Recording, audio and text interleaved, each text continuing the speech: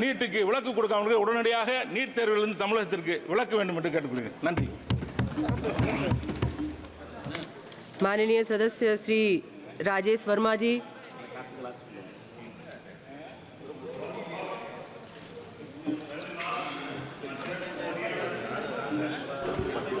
बहुत बहुत धन्यवाद अध्यक्ष महोदया। आपने बजट के ऊपर आज मुझे बोलने का अवसर दिया। मैं लोक जनशक्ति पार्टी रामविलास के तरफ से इस बजट के समर्थन पे यहाँ खड़ा हुआ हूँ। अध्यक्ष महोदया, जहाँ इस बजट में युवाओं को, महिलाओं को, किसानों को, पिछड़ों को, दलितों को सशक्त करने का प्रयास किया गया है, वहीं सभापति महोदया इस बजट ने देश के पिछड़े राज्यों में जो हमारा प्रदेश बिहार है उसको विकसित राज्यों के बराबर खड़े होने की जो ताकत दी है, इसके लिए मैं प्रधानमंत्री आदरणीय हमारे देश के प्रधानमंत्री और वित्त मंत्री जी का धन्यवाद देता हूं।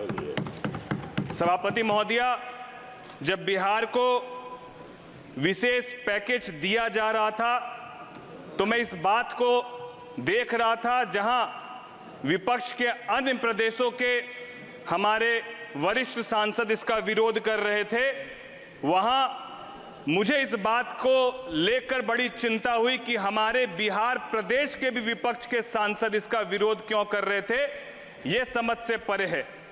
सभापति महोदया, ये वही बिहार है जिस बिहार को देश भर में लोग केवल मजदूर सप्लाई के रूप में देखते हैं, और जब आज इस बिहार की परिभाषा बदल रही है, जब आज ये बिहार देश भर में अपनी एक अलग पहचान बनाने की उड़ान को लेकर आगे बढ़ रहा है, और इस उड़ान को पंख देने का काम हमारे देश के प्रधानमंत्री और वित्त मंत्री कर रहे हैं, तो किस तरीके से विपक्ष के प्रदेश के हमारे विपक्ष के सांसद महोदय इसका विरोध कर रहे हैं, यह स्पष्ट करता है कि इनको बिहार से और बिहारियों से कोई लगाव नहीं है। इनको मतलब केवल और केवल राजनीति करने से है। इसीलिए ये बिहार के मिले हुए इस पैकेज का विरोध कर रहे हैं।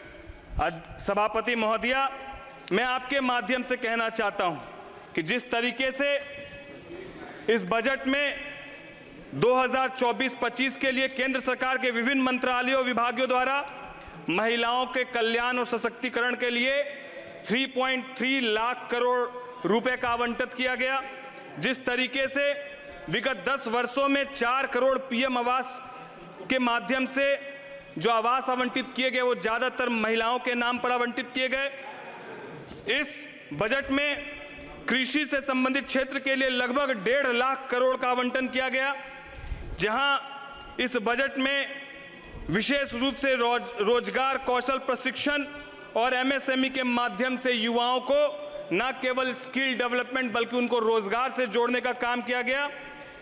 और सबसे सुखद कि इस बजट में प्रधानमंत्री जी के पैकेज के अंतर्गत 5वीं योजना के रूप में हमारी सरकार ने 506 कंपनियों में 5 वर्षों में 1 करोड़ युवाओं को इंटर्नशिप के लिए जो जोड़ने का व्यापक यह अभियान चलाया है। इसके लिए भी हम लोग धन्यवाद देते हैं हमारे यशस्वी प्रधानमंत्री जी का और वित्त मंत्री जी का। सभापति महोदया, मैं आपके माध्यम से केवल यही कहना चाहता हूं कि जहां ये बिहार जो नालंदा विश्वविद्यालय और विक्रमशिला विश्वविद्यालय के नाम से वहां से शिक्षा के जगत में पूरे विश्व भर में जाना जाता था, आज बीच के कुछ कालखंडों में 2000 के पहले की, मैं 2005 के पहले की यदि बात कहूं तो कुछ कालखंडों में यह देखा गया कि न केवल बिहार से लोग बाहर मजदूरी के लिए पलायन कर रहे थे, बल्कि व्यापारी वर्ग भी बड़ी आबादी में पलायन कर रहा था।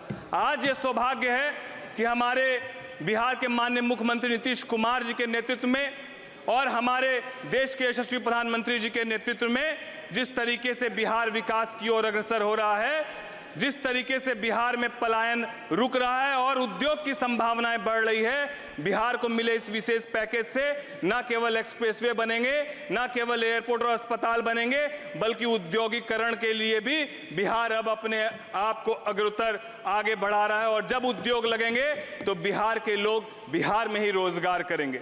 मैं साथ ही साथ सभापति महोदय आपके माध्यम से कहना चाहता हूं, विपक्ष के हमारे बहुत सारे साथी बार बार एक शब्द का इस्तेमाल कर रहे थे और वो शब्द हिंदुओं को हिंसक कहने की बात हो, चाहे वो प्रभु राम के बारे में कहने की बात हो। मैं सभापति महोदया, मैं बिहार से आता हूं, मां सीता की धरती से आता हूं और हम लोग प्रभु राम पर, पुरुषोत्तम प्रभु राम के दिए हुए बताए गए मार्गदर्शों पर चलने वाले हम लोग हैं। और मैं बता देना चाहता हूं, जो हिंदुओं को हिंसक कहते हैं, अगर आपको हिंदू और राम की परिभाषा जाननी है तो मैं सिर्फ 4 पंक्ति से आपको परिभाषा बताना चाहता हूं। शांतम शाश्वतम परमयम नघम निर्वाण शांति प्रदम ब्रह्मा शंभु फनिंद्रेशम निशम वेदांत वेगम विभुम रामाख्यम जगदीश्वरम सुरगुरुम माया मनुष्यम वंदे हरम रघुवरम भूपाल चूड़ामणिम। इसका अर्थ है कि हमारे प्रभु श्री राम